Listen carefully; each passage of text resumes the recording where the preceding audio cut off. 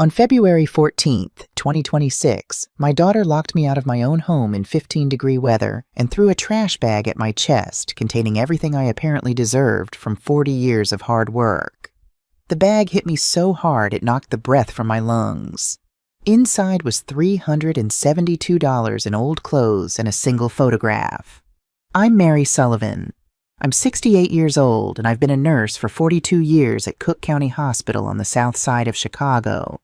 I looked at that trash bag, looked at the yellow sticky note my daughter Diane slapped on my door that read, "Sick of you, house sold, welcome to the trash heap." And I didn't cry. I didn't beg. I didn't pound on that oak door I'd refinished with my own hands. I just smiled. Then I picked up my black Sharpie, the one I'd used for 40 years to mark medication charts, turned that sticky note over, and wrote 2 words that would change everything. Wrong move. If you're listening from somewhere far away, drop your city in the comments so I can see how far this has traveled. And please stay with me until the end, because what my daughter Diane Sullivan Parker and her husband Derek didn't know was that the helpless old woman shivering on that porch, she wasn't who they thought she was. Not even close. November 28th, 2025. Northwestern Memorial Hospital, Suite 847947 AM. The words Stage 2 pancreatic cancer have a way of stopping time. Dr. Patricia Chen, and yes, I noticed the irony that my doctor had the same first name as my late husband Patrick, folded her hands on the desk and gave me that look. The one I'd given to 1,000 families over 4 decades.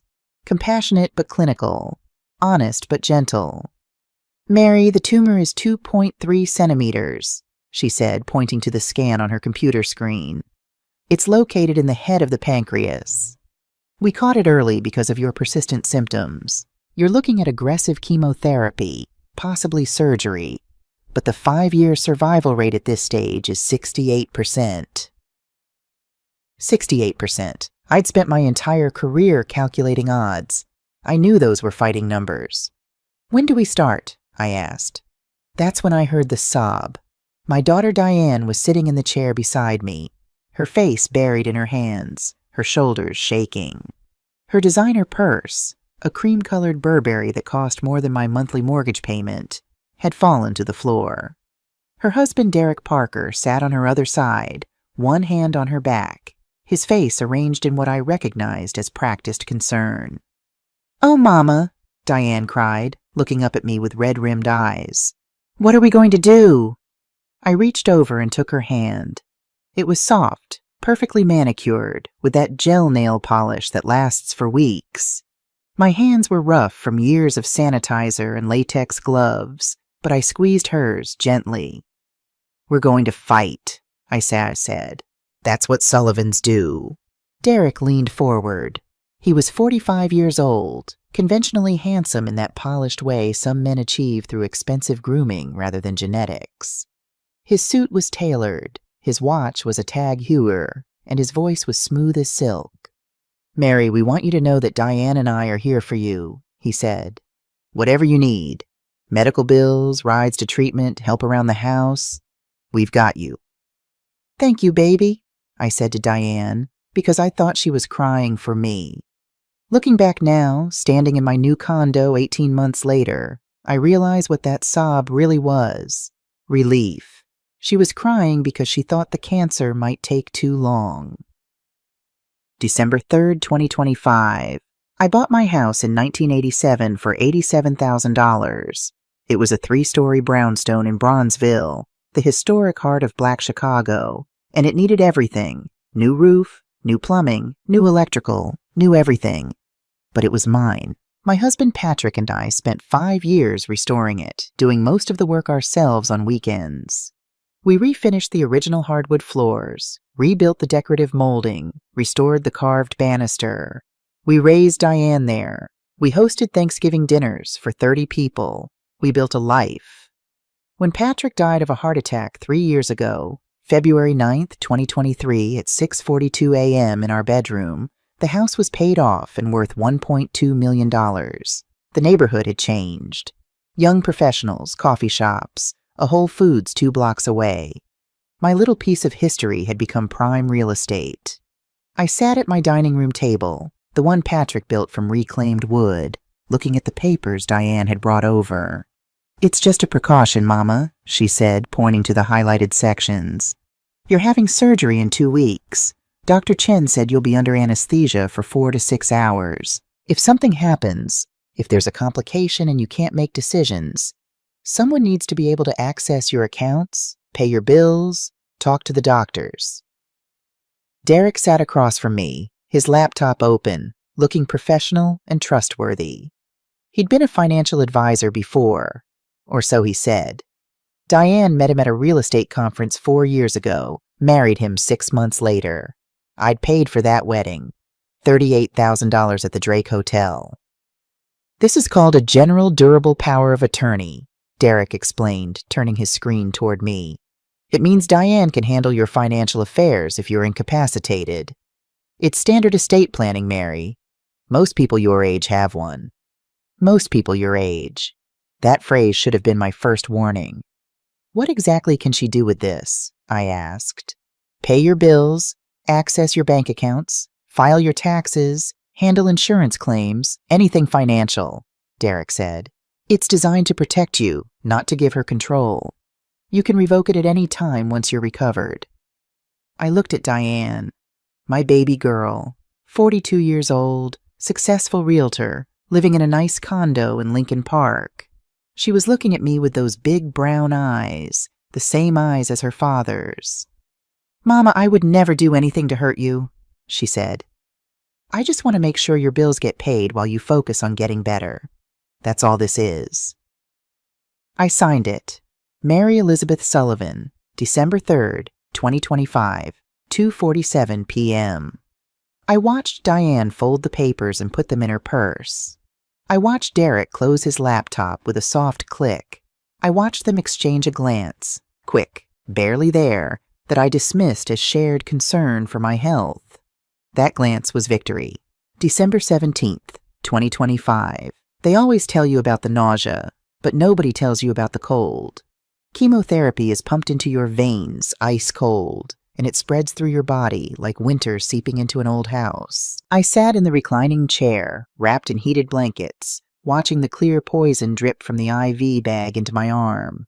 Cisplatin, gemcitabine. 4 hours every other week for 12 weeks, then we'd reassess. Diane came to the first session. She sat beside me, scrolling through her phone, occasionally looking up to ask if I needed anything. She brought me ginger ale and saltines. She held the basin when I vomited. She was a good daughter, or so it seemed. "Mama, I've been thinking," she said during hour 3, when the anti-nausea meds had kicked in and I could speak without retching. "Have you thought about setting up automatic bill pay? It would be easier for me to manage while you're going through this." "I've always paid my own bills, baby." "I know, but with the chemo brain fog, you might forget. Let me help. I can set it up on my phone, make sure everything's handled." Chemo brain. That was real. I'd seen it in patients. The forgetfulness, the confusion, the difficulty focusing. The medications affected cognitive function. It was temporary, but it was real. "Okay," I said. "That would help." She smiled and squeezed my hand. "I've got you, Mama. That's what family is for." December 31st, 2025 second chemotherapy session. Diane didn't come. She texted at 9:45 a.m. "So sorry, Mama. Showing a $2.4 million property in Lake Forest. Derek will come get you." Derek arrived at 2:15 p.m., 15 minutes before my session ended.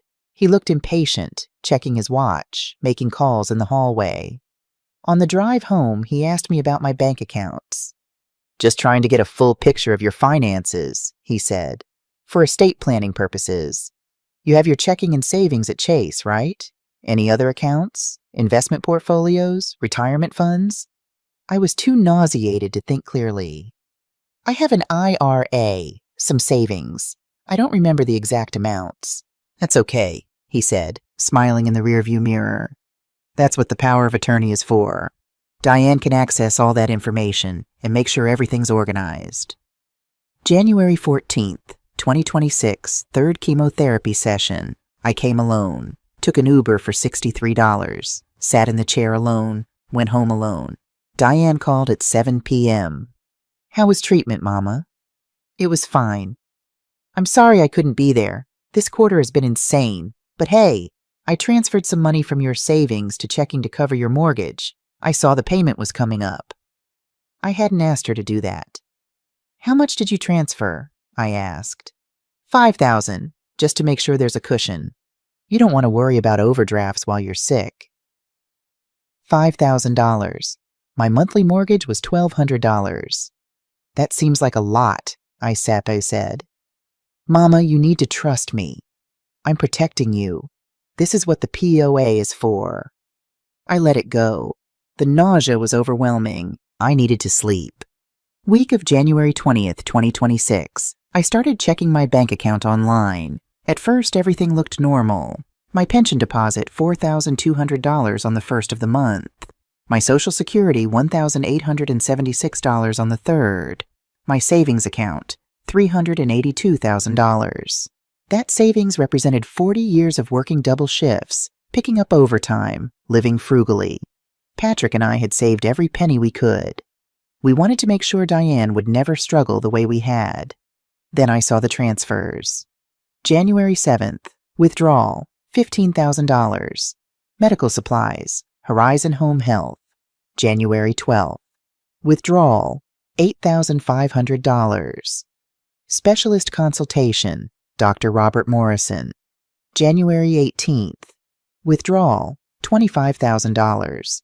Treatment deposit, Advanced Cancer Center. January 21st, withdrawal, $12,000. Pharmacy, MedExpress Plus. I called Diane. Oh, Mama, yes, I should have told you, she said, her voice soothing. Dr. Chen recommended some additional treatments. There's a new immunotherapy drug that's showing great results, but insurance won't cover it. It's $60,000 for a 6-month course, but I did the research and it could significantly improve your survival rate. I didn't agree to any new treatment. You were so out of it during your last appointment. Don't you remember? Dr. Chen explained everything. You said yes. I have the paperwork. Did I? The chemo fog was real. There were hours I couldn't account for, conversations I didn't remember. Can I see the paperwork? I asked. Of course, I'll bring it by this weekend. She never did. February 3rd, 2026, my credit card stopped working. I was at Walgreens buying prescriptions. The pharmacist ran my Chase Visa. Declined. She tried again. Declined. Do you have another card? She asked. I tried my MasterCard. Declined. I paid cash, $47 for anti-nausea medication, and went home shaking. Not from the cold. From fear. I called Chase. After 20 minutes on hold, a representative named Jennifer confirmed my worst suspicions. Mrs. Sullivan, I show that on January 30th, all your credit cards were reported lost or stolen. New cards were issued and sent to your home address. I didn't report them lost. The report came from Diane Sullivan Parker, who has power of attorney on your account. She said you'd been experiencing memory issues due to medical treatment and had misplaced your cards multiple times. That's not true. I'm sorry, ma'am, but per the POA documentation, she has full authority to manage your accounts. The new cards should arrive within 7 to 10 business days. They never arrived, because they'd been sent to my address, the address Diane was about to change. February 10th, 2026, I checked my savings account. Balance, $127,482. 00. In 5 weeks, $254,518 had disappeared. I called Diane 15 times. She didn't answer. Finally, at 9 p.m., she texted, "Busy week. Can't talk. Don't worry about money. I'm handling everything. Focus on getting better. Love you." February 14th, 2026. The taxi dropped me off in front of 1247 East 47th Street. I just finished my 8th chemotherapy session. 4 hours in a chair, poison in my veins, every cell in my body screaming. I was wearing my old winter coat. The good one was at the dry cleaners, and it wasn't warm enough. Chicago in February is brutal.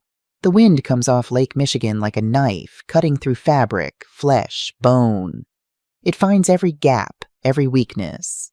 I walked up the 3 steps to my front porch, each step an effort, and reached for my keys. The porch light was off. That was strange. I always left it on. I put my key in the lock. It didn't turn. I tried again, thinking maybe my hands were too cold, too shaky. The key went in but wouldn't rotate. I pulled it out, looked at it to make sure I had the right one. It was my key, the one with the blue rubber grip I'd added so I could feel it in my purse. I tried the keypad above the handle. I'd installed a smart lock 2 years ago, one of those fancy ones you can control with your phone. I punched in my code. 0923. Patrick's birthday, September 23rd. The light blinked red. Access denied. I tried again. Red. Access denied. That's when the panic started.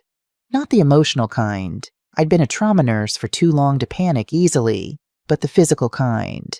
My bladder was full. One of the side effects of the chemotherapy cocktail was increased urination, and I'd been holding it for the 40-minute taxi ride. I needed a bathroom.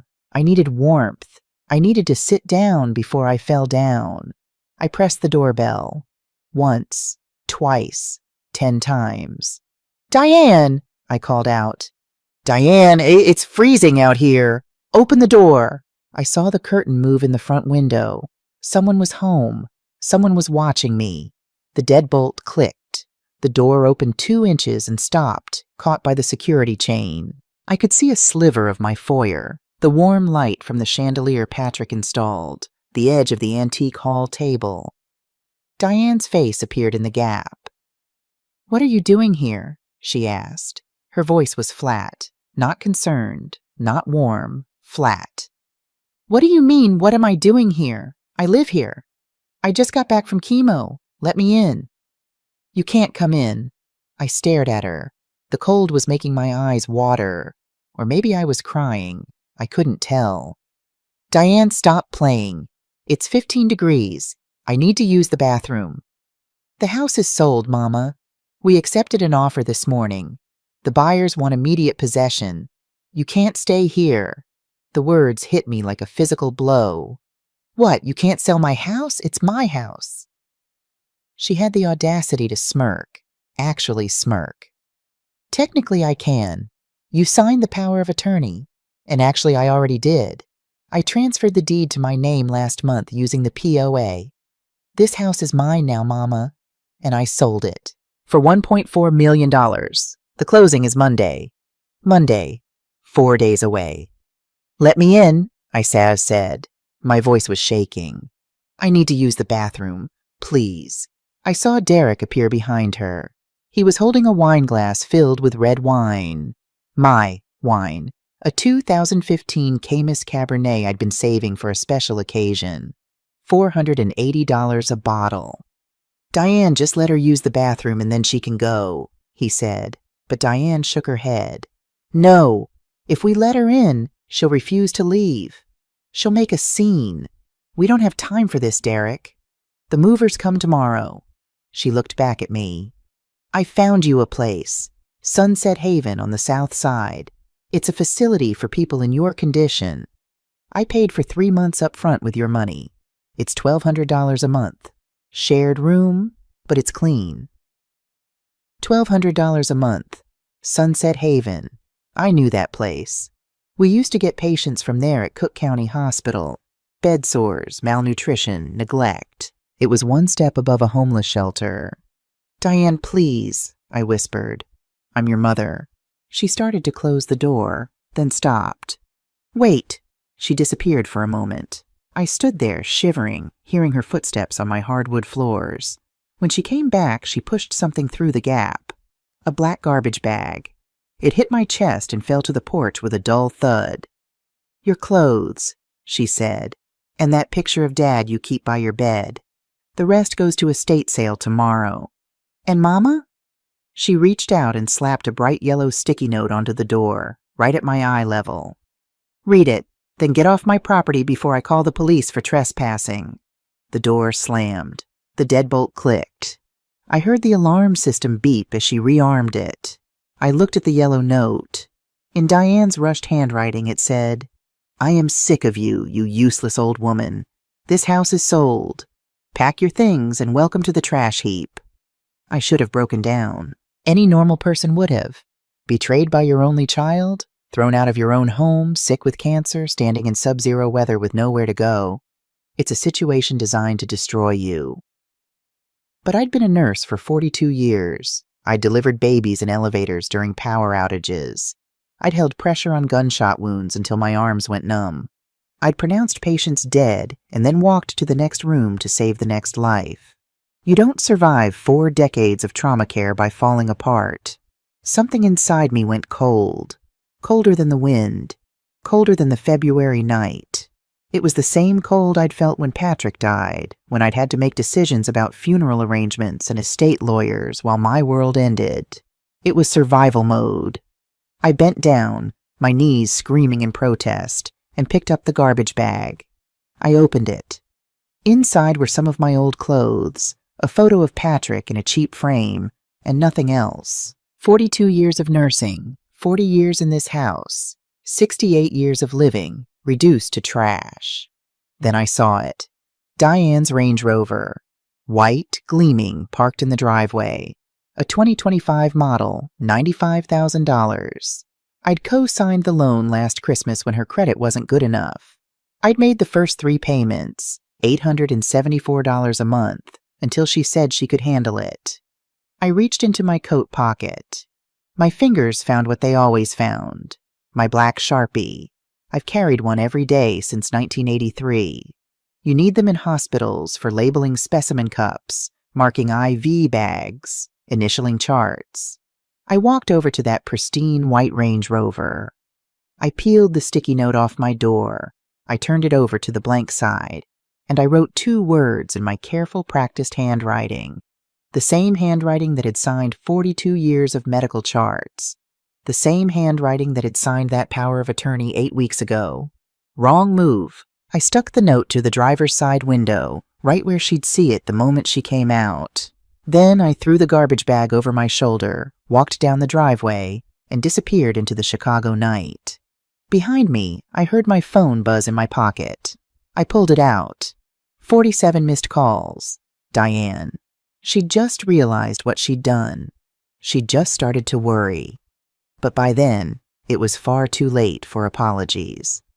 February 14th, 2026. The motel room cost $87.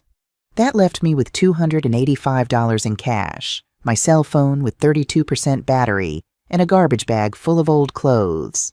The room was exactly what $87 bought you in Chicago. A bed with a sunken mattress, a bathroom with rust stains, a heating unit that rattled but produced no warmth, and the smell of industrial cleaner trying to mask cigarette smoke and despair. I sat on the edge of that bed, still wearing my coat, and allowed myself exactly 5 minutes to feel sorry for myself. I learned that trick in 1985, my 3rd year as a nurse. A 6-year-old came in with a gunshot wound. Wrong place, wrong time, caught in crossfire. We worked on her for 2 hours. We lost her. I went to the bathroom, set a timer for 5 minutes, and cried. When the timer went off, I washed my face, went back to the ER, and saved the next patient. You get 5 minutes to fall apart, then you get to work. My timer went off. I opened the garbage bag and took inventory. 3 shirts, 2 pairs of pants, underwear, socks. The photo of Patrick in the cheap plastic frame, not even the silver one from our bedroom. And at the bottom, something Diane had missed. My nursing badge from County Hospital. The one I'd worn for 42 years. Mary E. Sullivan, RN, BSN, employee number 4782. I turned it over. On the back, in permanent marker, was the phone number I'd written 20 years ago. Lisa Washington, attorney at law, 3125-550847, February 15th, 2026. Lisa Washington's office was on the 42nd floor with a view of the Chicago River.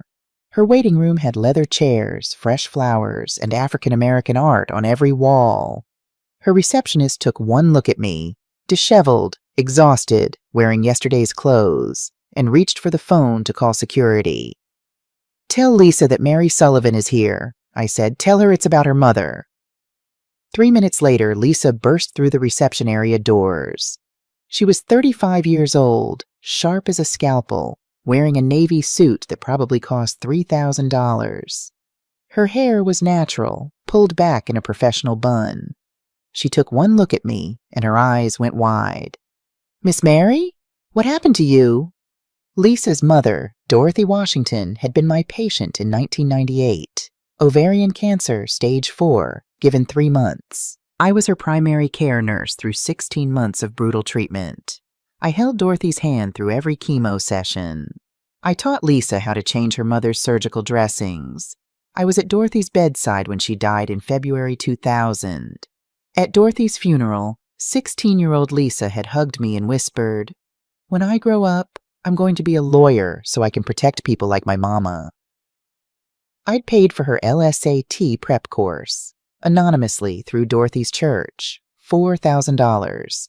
Lisa knew. She'd always known. She grabbed my arm, pulled me past the receptionist, and locked her office door behind us. "Sit," she commanded, pointing to the leather chair. "Talk." I told her everything. The diagnosis, the power of attorney, the drained accounts, the lockout, the garbage bag, the sticky note. I spoke like I was giving a medical report. Clear, factual, unemotional. When I finished, Lisa's jaw was clenched so tight I could see the muscle jumping. "That bitch," she whispered. Then louder. "That evil, scheming bitch." She spun to her computer and started typing with violent precision. "Give me your address, full legal name, social security number." I did. Her fingers flew across the keyboard. "I'm pulling Cook County property records right now. If Diane filed any deeds, they'll be here." She clicked, scrolled, clicked again. Then she went very, very still. "Miss Mary," she said slowly, "tell me about your house. Who owns it? Is it just in your name?" "Patrick and I bought it together in 1987. When he died, it went to me." "Why?" "Because," Lisa turned her monitor toward me, "Diane filed a quitclaim deed on January 15th, 2026. She transferred the property from Mary Elizabeth Sullivan to Diane Sullivan Parker for $10. There it was, in black and white. Cook County Recorder of Deeds, document number 2026-0047832. Grantor, Mary Elizabeth Sullivan. Grantee, Diane Sullivan Parker. Consideration, $10. 00 date executed, January 15th, 2026. Date recorded, January 16th, 2026. Below it was a signature. My signature, except it wasn't. "That's not my signature," I said. Lisa leaned forward. "Are you sure?" I pulled out my nursing badge and pointed to my name. Then I pulled out my old checkbook from my purse. Yes, I still carried checks, and showed her the signature on the register. My real signature had a distinctive capital M with a medical cross in the center, a habit I'd developed in nursing school. The signature on the deed was shaky, uncertain, nothing like my handwriting. "She forged it," Lisa said. "She forged your signature while you were impaired from chemotherapy, used the power of attorney as cover, and stole your house." "Can we stop her?" Lisa smiled. It was not a nice smile. "Stop her? Miss Mary, we're going to destroy her, but we have to be smart about it. If we move too fast, this becomes a civil dispute. She claims confusion, claims she thought she was acting in your interest, gets a slap on the wrist. What's the alternative? We let her complete the crime. We let her sell the house, sign the final documents, take the check. Then it's not a mistake. It's wire fraud, elder financial abuse, and grand larceny. That's federal prison time." I thought about Diane's face in the doorway, the smirk, the casual cruelty. "How long until closing?" "Monday, February 17th, 3 days. "Then we have 3 days to build a case." February 15th, 2026, Lisa walked me to the bank herself. This wasn't Chase or Bank of America. This was the kind of bank that required an appointment. where the carpets were thick and the coffee was Italian. "I need you to trust me on this," she'd said in the taxi. "You have more resources than you think." The account manager, Mrs. Eleanor Price, was a black woman in her 50s who'd been in banking for 30 years. She took one look at Lisa, then at me, and nodded. "Mrs. Sullivan, I'm glad you came in personally. We've been trying to reach you." "Why?" I asked. She pulled up my account on her computer. "Because someone with power of attorney tried to access your individual retirement account last week. We flagged it because the POA on file doesn't actually cover this account. It's in a trust." Trust, that word again. "What trust?" I asked. Mrs. Price looked surprised. "The Mary and Patrick Sullivan Living Trust, established in 2018. Don't you remember? You and your estate attorney set it up after your husband passed." And then I did remember. Patrick died February 9th, 2023. 3 weeks later, my grief counselor recommended I see an estate attorney, her brother, Marcus Thompson. He'd said, "Mary, you need to protect what Patrick left you. Put the house and your retirement accounts into a trust. That way, if you ever need nursing home care, they can't take everything. And if anyone tries to exploit you, there's a legal barrier." I'd been so deep in grief, I barely remembered signing the papers. "How much is in that account?" I asked. Mrs. Price hesitated. "I can't tell you that with someone else present." "She's my attorney," I said. "Tell us both." Mrs. Price typed. Then she turned the screen toward us. "Mary and Patrick Sullivan, Living Trust IRA, account number 8472-9384-0047, current balance $387,294.16, $387,000, 42 years of working overtime, every holiday shift, every weekend, every extra hour, Patrick's pension, my pension, our life savings that Diane didn't know about." "Diane tried to access this?" I asked. "On February 8th. Her attorney called, claimed she needed to liquidate it for your medical care. We told him the POA doesn't cover trust assets. Only you, as trustee, can authorize withdrawals." Lisa was typing notes so fast her fingers were a blur. "Mrs. Price, I need you to do something," I said. "I need you to move this money. Today. To a new account they can't touch." "Where?" "Open a new account in the trust name. No debit card, no checks, no online access. Just a savings account that requires my physical presence and 2 forms of ID to withdraw from." "Done," Mrs. Price said. "Give me 30 minutes. As we waited, Lisa leaned over and whispered, "Miss Mary, you're not a helpless old woman." "No," I said, thinking about Diane's face. "I'm not." February 15th to 21st, 2026, Lisa hired a private investigator named Marcus Riley, former Chicago PD, 20 years on the force before retiring to private work.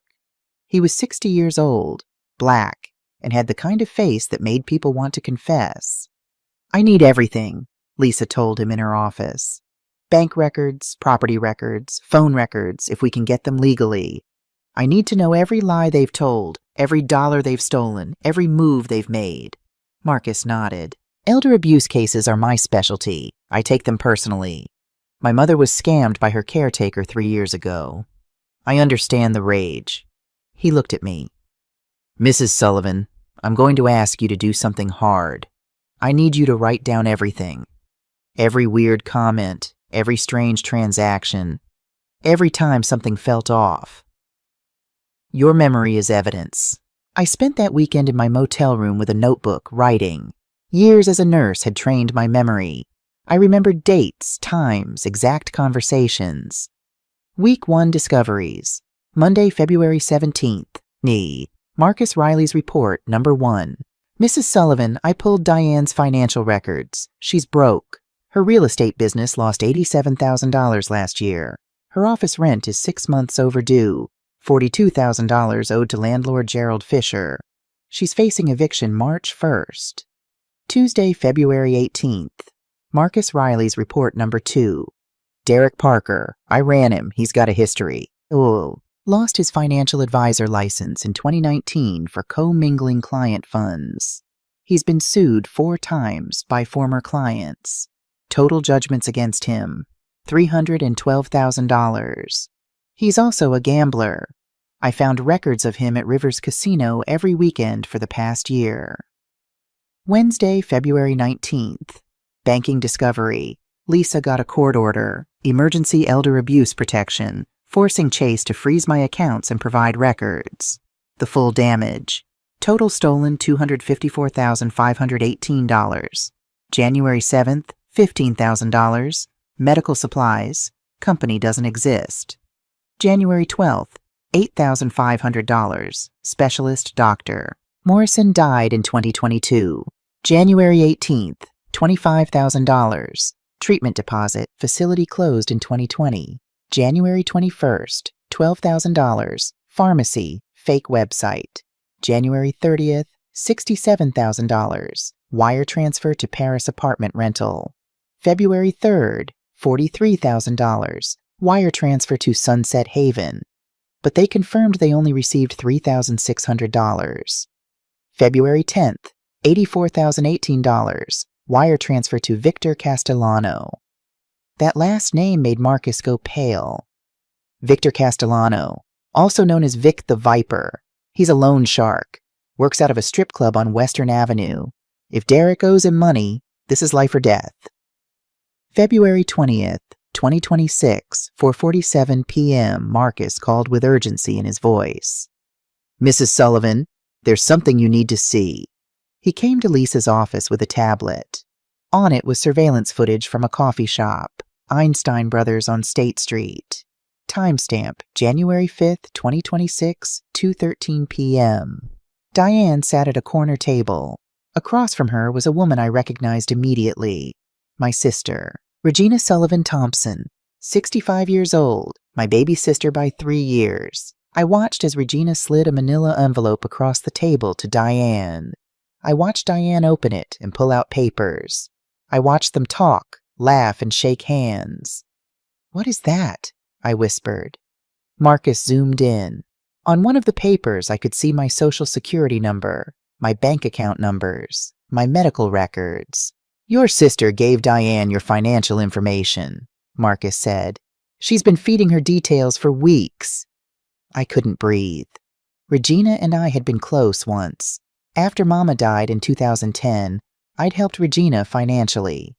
When she got evicted in 2018, I'd paid her back rent, $11,000. When her husband left her in 2020, I'd paid for her divorce attorney, $8,000. We'd drifted apart the last few years. She'd been cold to me at Patrick's funeral, barely stayed for the reception. I'd thought she was just dealing with her own grief. "Why?" I asked. Marcus pulled up another document. "She's being evicted. She owes $64,000 in back rent and fees. Her landlord filed eviction proceedings on January 3rd. 2 days later, she met with Diane. Lisa's face was stone. "She sold you out for money. I need to talk to her," I said. "No," Lisa said. "Not yet. If you confront her, she'll warn Diane. We need to use this." February 21st, 2026, Lisa's plan was simple and brutal. "We're going to make Diane think you're dying. We're going to make her think she's won, and we're going to record her confession." She'd already contacted Detective James Rodriguez from the Chicago PD Elder Abuse Division. He was 50 years old, built like a boxer, and had a personal connection to elder abuse cases. "My mother was in county hospital in 2003, he told me when we met. Stroke victim. She had a nurse named Mary who sat with her for 3 hours during a shift change because no family had arrived yet. That nurse held my mother's hand and sang to her. My mother told me about it for years until she passed in 2015. He looked at me. "That was you, wasn't it?" I remembered. Mrs. Rodriguez. She'd been so scared, so alone. I'd sung Amazing Grace because it was the only song I knew all the words to. "I remember your mother," I said. "She was a fighter." "Because of you," he said. "So now I fight for you." The plan? Lisa's office would become a fake hospice room. I would look sick, dying. Lisa would call Regina. Have Regina tell Diane that I'd asked to see her one last time. Diane would come, thinking I was too weak to fight back, and we'd record everything. This is legally complicated, Detective Rodriguez warned. Illinois is a two-party consent state, but if she's coming to commit a crime, elder abuse, fraud, we have an exception. Set it up, I said, February 21st, 2026. While Lisa prepared the fake hospice room, Detective Rodriguez pulled me aside. Mrs. Sullivan, I need to tell you something about Derek Parker. It's going to be hard to hear. He opened a case file. Derek's mother, Helen Parker, died in 2019. She was 72, living in a nursing home, Riverside Senior Care. Derek had her power of attorney. 2 weeks before she died, he liquidated her accounts, $203,000. Then she died suddenly. Death certificate says cardiac arrest. He pulled out another document. The thing is, Helen Parker was healthy. Her medical records show no heart problems. She just had a physical 2 months before, clean bill of health, then suddenly dead. Derek inherited everything. You think he killed her? I asked. I think he had motive and opportunity, but we couldn't prove it. The nursing home cremated her before anyone could request an autopsy. Derek insisted on cremation, said it was her wish. No witnesses said otherwise. He pulled out one more file. Derek's aunt, Patricia Simmons, is still alive. She's 78, in a state nursing home now. Derek had her power of attorney from 2017 to 2020. He drained her accounts, $94,000. She tried to report it, but the facility deemed her incompetent. She's been trying to get justice for 4 years. The weight of it hit me. Derek wasn't just a con artist. He was a predator. He'd done this before. He'd probably killed before. He's planning to kill me, I said. Detective Rodriguez nodded. I believe so. That's why we need to move fast. Lisa Washington's conference room, converted to hospice room. The room looked perfect. Hospital bed borrowed from a medical supply company. IV stand with empty bags. Monitors that beeped convincingly. Flowers. The cheap kind you see in real hospice rooms. The smell of antiseptic. I lay in the bed wearing a hospital gown. Makeup making me look jaundiced and dying. Lisa had hired a makeup artist. One of my clients is a theater director, who'd made me look like I had 2 weeks to live. Detective Rodriguez and 2 other officers were in the next room, watching through a one-way mirror, recording everything. At 3:17 p.m., the door opened. Regina came in first, her face arranged in sadness. Behind her were Diane and Derek. Diane looked nervous. Derek looked calculating. "Mama?" Diane whispered. She approached the bed slowly. I let my eyes flutter open. "Diane, you came." "Of course I came." She took my hand. It felt like touching a snake. Derek stood at the foot of the bed, watching me like a doctor evaluates a patient's chances. Lisa stood in the corner, dressed as a nurse, holding a clipboard. "How long does she have?" Derek asked Lisa. "Days," Lisa said. "Maybe a week. The cancer spread to her liver. She's refusing further treatment." Diane's eyes filled with tears. Fake ones. I could tell the difference. I'd seen real grief for 42 years. "Mama, I'm so sorry," she said. "I'm sorry about the house. I was just trying to protect you." "It's okay, baby," I said, my voice weak. "I understand you needed the money." Derek leaned forward, interested now. "Mary, about the house. The closing is Monday. We found you a good place. Sunset Haven. You'll be comfortable there." "For how long?" I asked. Diane and Derek exchanged a look. A quick one. But I saw it. So did the cameras. "As long as you need," Diane said. "But the house money," I continued, $1.4 million.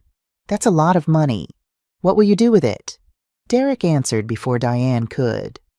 "We'll put it in a trust for you, for your medical care, whatever you need." "Liar," I said.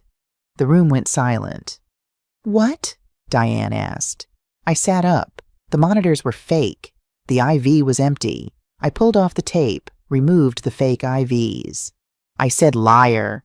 Detective Rodriguez walked in, badge visible. Diane's face went white. Derek backed toward the door. "Mrs. Sullivan, you're not dying," Rodriguez said, playing along. "Not today, Detective, but someone tried to kill me. Multiple someones." I looked at Diane. "You thought I was helpless. You thought I was stupid. You stole $254,518 from me. You forged my signature. You sold my house. You locked me out in 15-degree weather hoping I'd freeze to death. Mama, I can explain. You planned to put me in Sunset Haven for $1,200 a month. 3 months paid. $3,600. Then what, Diane?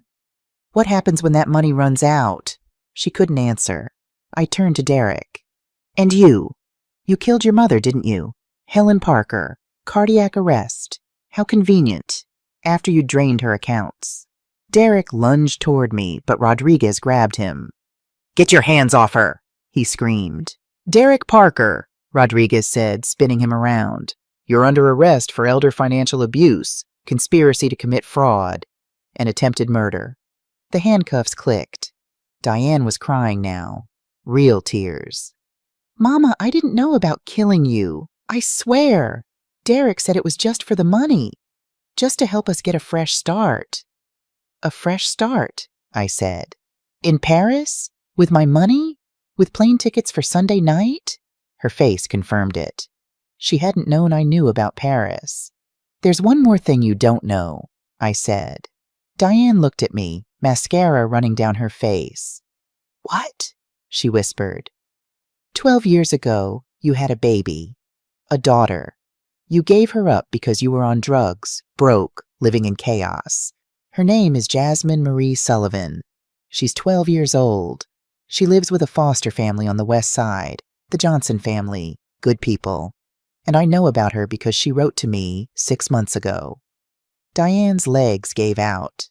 She sat down hard on the floor. "How?" she gasped. I pulled a letter from beneath my hospital gown. She found me through Ancestry DNA. She wanted to know about her biological grandmother. We've been writing back and forth. She's smart, Diane. She wants to be a nurse. Like me. "You knew?" Diane sobbed. "All this time? I knew you had a secret. I knew you had shame. I thought maybe that's why you needed money, to get her back. But instead of asking me for help, instead of trusting your mother, you decided to steal from me, to throw me away." I looked at Rodriguez. "Detective, what happens to her now?" "Elder abuse, conspiracy to commit fraud. If she cooperates, testifies against Derek, maybe 18 months. If not, 3 years. Diane looked up at me. "Mama, please. I want to make this right. I want to see Jasmine. I want her to have a grandmother. Please." I looked at her for a long moment. "We'll see," I said. "Right now, you're going to face the consequences. Then maybe we'll talk about second chances, because Jasmine deserves a family, and I will not punish my granddaughter for your crimes." Rodriguez helped Diane stand and cuffed her. Lighter restraints than Derek's, because she wasn't violent. Just broken. As they led them both out, Diane looked back at me. "I'm sorry, Mama," she said. "I'm so sorry." I didn't answer. The door closed. Lisa came to stand beside me. "How do you feel?" I thought about it. Tired and hungry and ready to meet my granddaughter. 6 weeks later, April 3rd, 2026, the courtroom smelled like old wood and broken promises. I sat in the 3rd row wearing my navy church dress, the one Patrick always said made me look distinguished. Lisa sat beside me, her briefcase full of evidence we'd spent 6 weeks compiling. Judge Margaret Harrison presided. She was 64 years old, African American, with a reputation for being fair but unforgiving when it came to elder abuse. Her own father had been scammed by a caretaker in 2018. She understood. Derek Parker was called first. He'd lost weight in county jail. The expensive suits were gone, replaced by an orange jumpsuit. His lawyer, a public defender named Robert Chen, looked exhausted. There was no defense. The evidence was overwhelming. The charges against Derek Parker: elder financial abuse, Class 2 felony. Conspiracy to commit fraud, Class 3 felony. Attempted murder, Class X felony, pending. Forgery, Class 3 felony. Wire fraud, federal charge. Assistant District Attorney Monica Phillips stood and read the evidence into record. Your Honor, the defendant systematically targeted vulnerable elderly women. We have documented 3 victims. Helen Parker, deceased, Derek's mother. Drained $203,000 from her accounts 2 weeks before her suspicious death in 2019. Death certificate says cardiac arrest, but medical records show no prior heart condition. Case remains open. Patricia Simmons, 78 years old, Derek's aunt, stole $94,000 between 2017 to 2020. Victim deemed incompetent when she tried to report. Now living in state facility. Mary Sullivan, 68 years old. The defendant, along with his wife, stole $254,518, forged documents, and locked the victim out of her home during sub-zero temperatures. Evidence suggests planning to let her die of exposure or in substandard care facility. A DA Phillips turned to face Derek. This wasn't desperation, Your Honor. This was a pattern. A predator who specifically targets elderly women, gains their trust through family connections, and systematically destroys them. Derek's lawyer tried. Your Honor, my client has gambling debts. He made terrible choices under pressure from loan sharks. Judge Harrison held up her hand. Counselor, owing money to criminals doesn't give your client the right to become one. Mr. Parker, stand. Derek stood, shaking. Derek Michael Parker, this court finds you guilty on all counts. You are sentenced to 12 years in federal prison. No possibility of parole for 8 years. You will pay restitution of $551,518 to your victims. Upon release, you will be on supervised probation for life and are permanently barred from serving as power of attorney or executor for any estate. The gavel came down. Derek screamed. This is bullshit! That old bitch set me up! She... 2 bailiffs grabbed him. As they dragged him out, he looked at me with pure hatred. I looked back with nothing. He was already gone from my life. Diane was called next. She'd been in county jail for 6 weeks, too, but she looked different than Derek. Smaller. Broken. Her hair wasn't styled. Her face had no makeup. She wore an orange jumpsuit that hung on her frame. The charges against Diane Sullivan Parker. Elder financial abuse, Class 2 felony. Conspiracy to commit fraud, Class 3 felony. Forgery, Class 3 felony. Her lawyer, Catherine Martinez, was better than Derek's. Private attorney, paid for by legal aid after Diane cooperated with prosecutors. Your Honor, Martinez began, my client acknowledges her crimes. She has cooperated fully with the investigation. She testified against Derek Parker. She has shown genuine remorse. A DA Phillips stood. The victim has agreed to address the court. Judge Harrison looked at me. Mrs. Sullivan, would you like to make a statement? I stood. My legs were steady. My voice was clear. Your Honor, my daughter stole from me. She forged my signature. She locked me out of my home in 15-degree weather while I was sick with cancer. She planned to put me in a facility that would have hastened my death. I paused. Diane was crying silently. But, I continued, she was also manipulated. Derek Parker is a predator who has done this before. My daughter made terrible choices, but she's not a monster. She's a woman who lost her way. I looked directly at Diane. I have a granddaughter, Jasmine Marie Sullivan. She's 12 years old and she deserves to know her mother. Not the woman who committed these crimes, but the woman my daughter could still become. Justice must be served, but I ask for mercy that allows for redemption. I sat down. The courtroom was silent. Judge Harrison studied Diane for a long moment. Ms. Sullivan Parker, what do you have to say? Diane stood. Her voice was hoarse. I have no excuse. I was selfish, cruel, and cowardly. I convinced myself I was doing it for my daughter to get custody back. But the truth is, I was doing it for myself. I wanted an easy life, and I was willing to destroy my mother to get it. Tears ran down her face. Mama, I know I don't deserve forgiveness, but I want you to know that meeting Jasmine, seeing her letters to you, realizing she wanted a grandmother, that broke something in me. I have been a terrible daughter. I don't want to be a terrible mother. Judge Harrison nodded slowly. Ms. Sullivan Parker, you are sentenced to 3 years in prison. However, due to your cooperation, your lack of prior criminal record, and the victim's statement, I am suspending 18 months of that sentence. You will serve 18 months in minimum security, followed by 5 years of supervised probation. Diane's face showed relief and grief simultaneously. Additionally, Judge Harrison continued, you will pay full restitution of $254,518 to your mother. You will complete 2 years of therapy.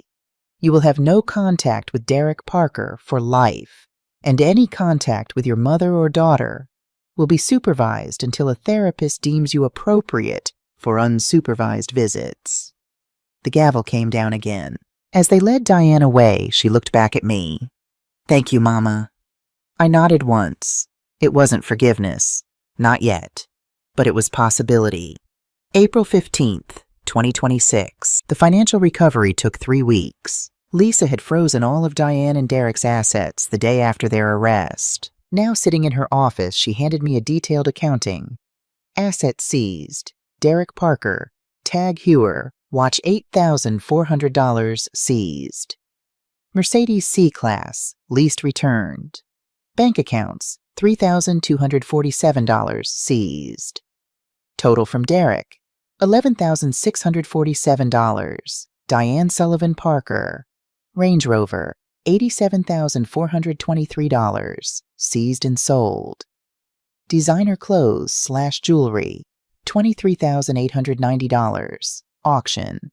Office equipment, $12,450, liquidated. Bank accounts, $47,892, seized. Total from Diane, $171,655. Property recovery, 1247 East 47th Street, Brownstone. Quit claim deed voided, ownership restored to Mary Sullivan. All forged documents invalidated. Credit restored, financial summary. Total stolen, $254,518. Total recovered, $183,302. Insurance claim, elder abuse rider, $71,216. Total restoration, $254,518. Legal fees, $42,000, paid from recovery. Net return to Mary, $212,518. Plus, Lisa said, you still have your IRA, $387,294, and your house is worth $1.4 million. I looked at the numbers. I'm not homeless. Miss Mary, you were never homeless.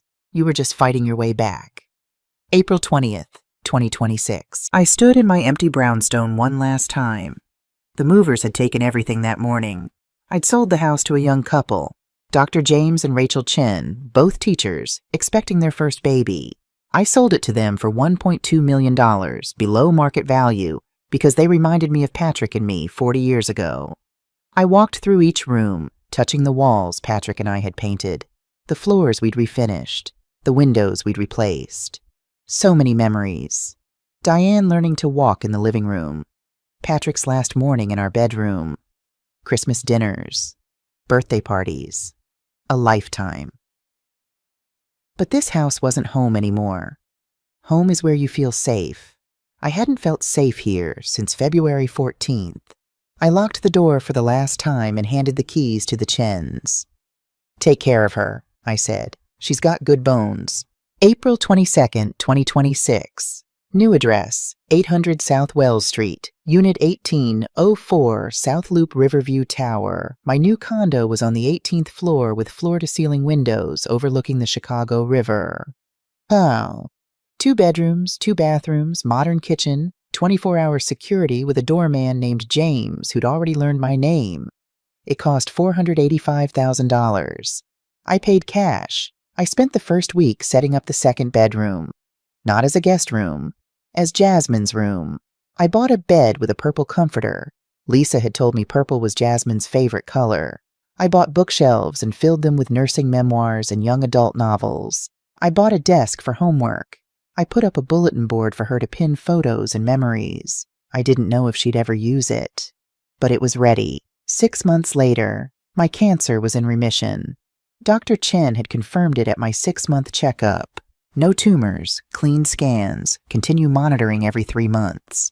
The chemotherapy had worked. I'd survived. I'd also started volunteering at a free clinic on the West Side, teaching young nurses.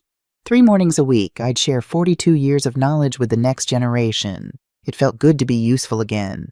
My phone rang at 9:47 a.m. Lisa. Miss Mary, a letter came to my office from Diane. She asked me to read it first, make sure it was appropriate before forwarding to you. And? I think you should read it. Can I bring it by? Come for lunch. Lisa arrived at noon with the letter and Thai food. We sat at my dining table, the river sparkling below us, and she handed me the envelope.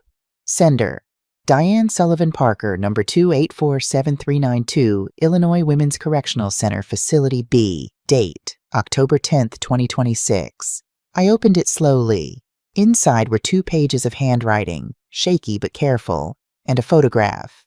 Dear Mama, I don't deserve to write to you. I don't deserve to ask for anything. But I'm not writing for me. I'm writing about Jasmine. I've been in here for 8 months now. I have 10 months left. Every single day I wake up and the first thing I think is, I locked my mother out in the snow. I threw you away like trash. I can never take that back. My therapist here, Dr. Williams, she's been making me face what I did. Not just the stealing or the forging, but the cruelty. The way I looked at you on that porch and felt nothing. She says I was so deep in my own shame and desperation that I couldn't see your humanity. I couldn't see that you were my mother, and you were dying, and you needed me. I'm so sorry doesn't even begin to cover it. But Mama, I need to tell you about Jasmine. The prison lets us write letters. I wrote to the Johnsons, her foster family, and asked if I could write to Jasmine. They said yes, but only supervised letters. So I've been writing to her once a week. Mama, she's brilliant. She sends me her report cards, straight A's. She sends me drawings. She tells me about her science projects and her friends. And in every letter, she asks about you. What was Grandma Mary like as a nurse? Does Grandma Mary think I could be a nurse too? Can I meet Grandma Mary? I told her about you, the real you. I told her how you worked double shifts to put me through college, how you once delivered a baby in an elevator during a power outage, how you sang to scared patients, how you saved people's lives for 42 years while I was too selfish to see it. She wrote back, My grandma sounds like a superhero. She's right. You are. Mama, I'm not asking you to forgive me.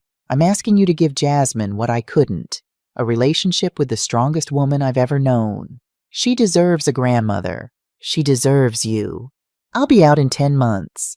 I don't expect a relationship with you. I don't expect to be invited to your life.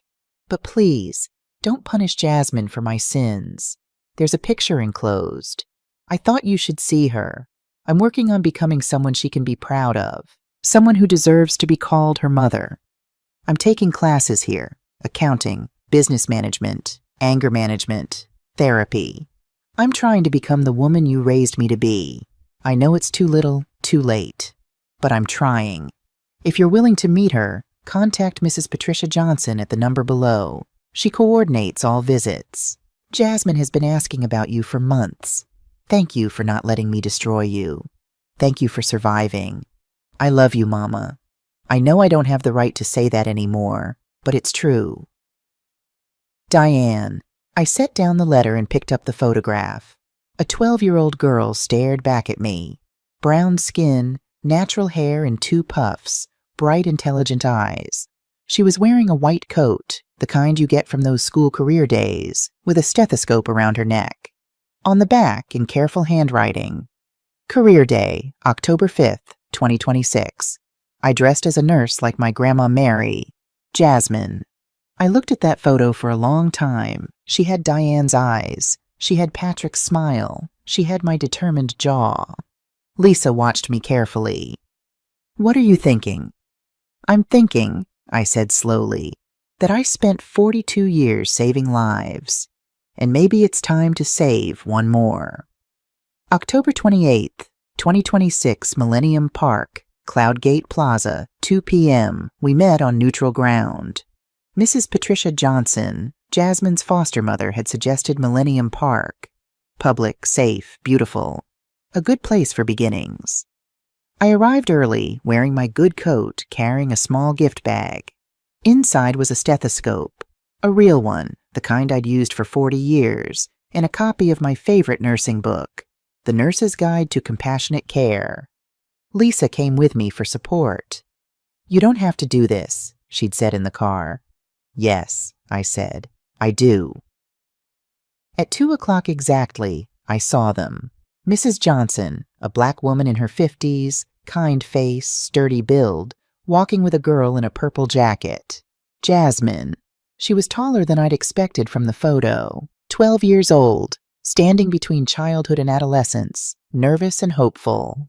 Mrs. Johnson approached first. "Mrs. Sullivan, I'm Patricia Johnson. This is Jasmine." Jasmine looked at me with those bright, intelligent eyes. "Hi," she said softly. Are you really my grandma?" I knelt down, my knees protesting but obeying. I looked her directly in the eyes.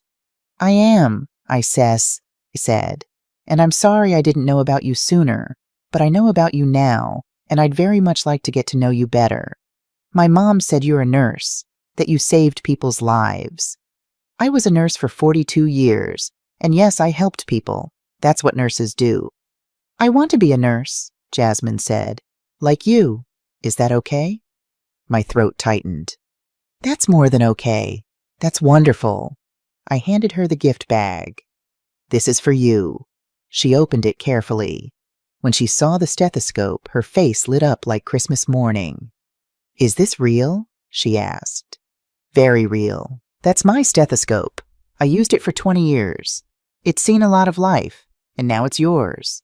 She put it around her neck immediately, touching it like it was precious. "Can you teach me?" she asked. "Can you teach me how to be a nurse like you?" I looked at Mrs. Johnson, who nodded permission. "Yes," I said. "I can teach you." 3 months later, Saturday morning, Jasmine visited every other weekend now. Court approved, supervised by Mrs. Johnson initially, but the judge had recently allowed unsupervised visits after 3 months of successful meetings. This Saturday morning, she sat at my kitchen table doing homework while I made breakfast. Scrambled eggs, turkey bacon, and grits, the way my mother taught me. "Grandma Mary?" she asked, not looking up from her math worksheet. "Yes, baby?" "When my mom gets out, will you forgive her?" I set down the spatula and came to sit beside her. "Forgiveness is complicated, Jasmine. It's not something you do once. It's something you choose every day. Your mama hurt me badly. She did things that can't be undone. So you won't forgive her?" I didn't say that. I said it's complicated. Forgiveness doesn't mean forgetting. It doesn't mean pretending it didn't happen. It means choosing not to let the hurt define everything. "Do you hate her?" "No, I'm angry. I'm sad. I'm disappointed. But I don't hate her. She's still my daughter, and she's your mother. And I believe people can change if they do the work." Jasmine looked at me with those wise eyes. "Has she been doing the work?" "I think so. She writes to me now. I don't always write back, but I read them. She's taking classes. She's in therapy. She talks about wanting to make amends. Will you let her?" I thought about it. "Maybe. When she gets out. If she shows me she's changed. But Jasmine, you need to understand, forgiveness and trust are different things. I might forgive her someday, but I'll never trust her the same way. Some things once broken can't be put back exactly the same. But they can be fixed, just differently?" "Yes, just differently." She nodded and went back to her homework. I went back to the eggs. This was healing. 1 year anniversary. 1 year ago today, I'd been locked out of my home, thrown away like trash, left to freeze. Today, I stood at a podium announcing the Mary Sullivan Second Chances Scholarship Fund. Lisa stood beside me. Detective Rodriguez was in the front row. Dr. Patricia Chen was there. Mrs. Johnson and Jasmine sat together, Jasmine wearing her stethoscope. 1 year ago, I began, I learned a terrible lesson about family, trust, and betrayal. But I also learned something else, about resilience, about justice, and about the power of second chances. I looked directly at the camera. This foundation will provide 2 types of support. First, scholarships for young women pursuing nursing or healthcare careers, with preference given to women from challenging backgrounds. Second, legal aid and financial assistance for elderly victims of financial abuse.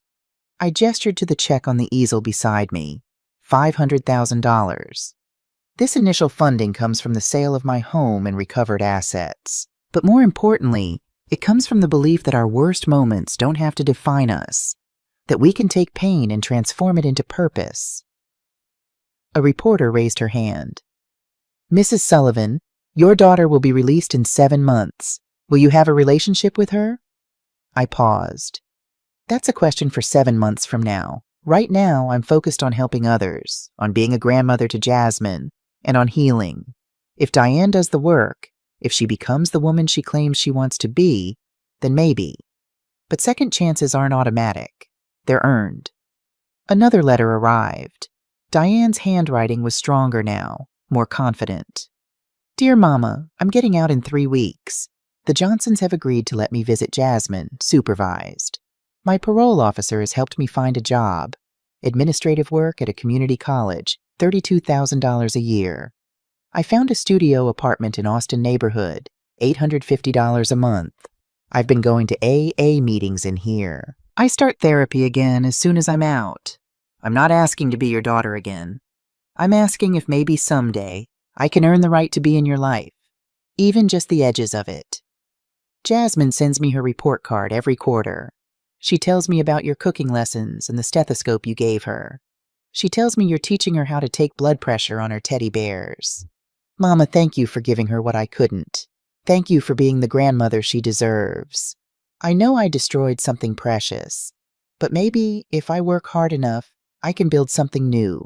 Not the same, but something honest. I'd like to see you when I get out. Just once. Just to say in person what I can never fully say in a letter. You don't have to answer now. You don't have to answer at all. I understand either way. Diane. I folded the letter and looked out my window at the Chicago River. Did I want to see her? I didn't know. But I knew one thing. I wasn't afraid anymore. She couldn't hurt me. I'd built something she couldn't touch. Peace, purpose, a relationship with Jasmine, a new life. I picked up my phone and texted Lisa. Tell her yes. 1 meeting, public place, June 1st, 1 hour. Lisa texted back. You sure? No, but I'm doing it anyway. 1 year later, my dining table was full, actually full, for the first time since Patrick died. And at the far end, keeping her distance but present, Diane. She'd been out for 9 months. We'd had 4 supervised meetings. We weren't close. We might never be close. But we were civil. We were trying. She'd gotten her real estate license back. She was working, paying restitution, $400 a month every month. She was in therapy twice a week. She'd been sober for 17 months. She saw Jasmine once a month, supervised. Grandma Mary, Jasmine said, holding up her glass of grape juice, I want to make a toast. Everyone raised their glasses. Wine, juice, water. 2 years ago, bad things happened. Really bad things. But Grandma Mary taught me that bad things don't have to be the end of the story. They can be the beginning of a new chapter. She looked at me with those bright eyes. Thank you for teaching me that. Thank you for being my family. And thank you for showing me that being a nurse means more than bandages and medicine. It means healing people's hearts, too. We clinked glasses. I looked around the table at this strange, broken, beautiful family I'd somehow built from the ruins. After dinner, I stood on my balcony alone for a moment. The Chicago wind was still cold, but I was warm, safe, home. My phone buzzed. A text from Diane. "Thank you for letting me come. I know I don't deserve it." I typed back slowly. "You're right. You don't deserve it. But Jasmine does. And I'm not doing this for you. I'm doing it for her. Keep showing up. Keep doing the work. Maybe someday." I hit send. Then I went back inside to my family, the one I'd chosen, the one I'd fought for, the one I'd built with my own hands. March of 2028. My name is Mary Sullivan. I'm 70 years old, and 2 years ago my daughter locked me out of my house and tried to steal everything I'd worked 42 years to build. People ask me, how did you survive it? How did you fight back? How did you forgive? The answer is I almost didn't. I almost gave up that first night in the motel. I almost let the cold and the cancer and the betrayal win. But then I remembered something I'd learned in 42 years of nursing. You don't save every patient. You don't fix every problem. But you show up for your shift, and you do the work, and you save the ones you can. I couldn't save my relationship with my daughter. That died on a frozen porch in February. But I could save myself. I could save my granddaughter's future. I could save other people from what happened to me. At 70 years old, I learned that being underestimated is a superpower. They saw a sick old woman. They didn't see the nurse who'd survived 42 years in Chicago emergency rooms. They didn't see the woman who'd built a life from nothing. They didn't see the fighter. Your age is not your weakness. Your kindness is not your weakness. Your trust is not your weakness. Those are your strengths. And when people try to use them against you, you show them what real strength looks like. I also learned that family isn't just blood. Family is who shows up, who fights for you, who holds your hand in the dark. And I learned that second chances are real, but they're not free. They're earned through work, through change, through showing up day after day and proving you've become someone different. My daughter and I will never have the relationship we had. That's gone. But maybe we can build something new, something honest, something based on truth instead of lies. And my granddaughter? She's going to be a nurse, a better nurse than I ever was, because she's learning something I had to teach myself, that healing isn't just about bodies, it's about hearts. It's about broken families finding ways to be whole again, even if they're whole in a different way. If you're listening to this and you're being abused, financially, emotionally, physically, by someone who claims to love you, I want you to know, it's not your fault. You're not weak. You're not stupid. You trusted someone and they betrayed that trust. That's on them, not you. But you can survive. You can fight back. You can rebuild. You get 5 minutes to fall apart. Then you get to work. My name is Mary Sullivan. I'm a nurse, a grandmother, a survivor. And my story isn't a tragedy. It's a testimony.